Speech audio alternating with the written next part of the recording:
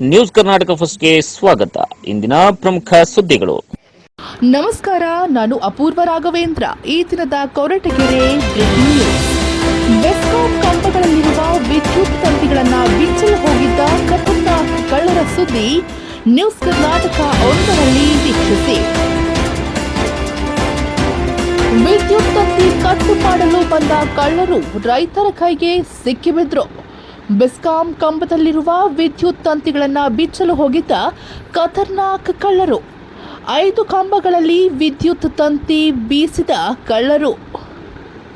ಸುಮಾರು 30,000 ಬೆಲೆ ಬಾಳುವ ವಿದ್ಯುತ್ ತಂತಿಗಳು.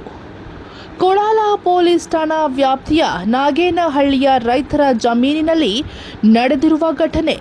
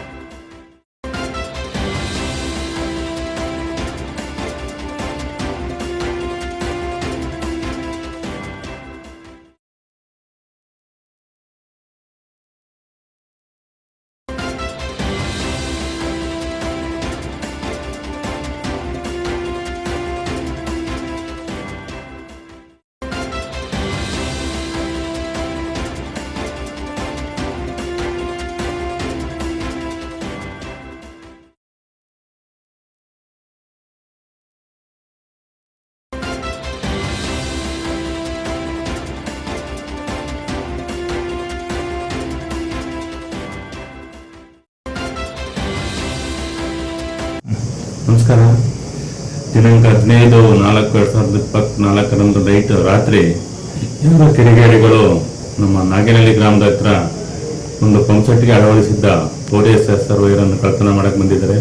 ಅಲ್ಲಿ ನೋಡಿದ ಸಾರ್ವಜನಿಕರು ನೋಡಿ ಪೊಲೀಸರಿಗೆ ಮಾಹಿತಿ ನೀಡಿ ಕೂಡಲೇ ಬಂದಾಗ ರಾತ್ರಿ ಗಾಡಿ ಬಿಟ್ಟು ಓಡೋಗಿದ್ರು.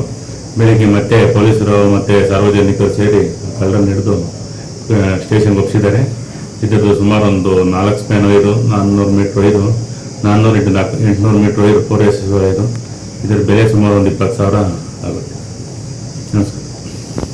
ನ್ಯೂಸ್ ಕರ್ನಾಟಕ 1 ವರದಿ ಮುತ್ತುರಾಜ್, ಕೊರಟಗೆರೆ.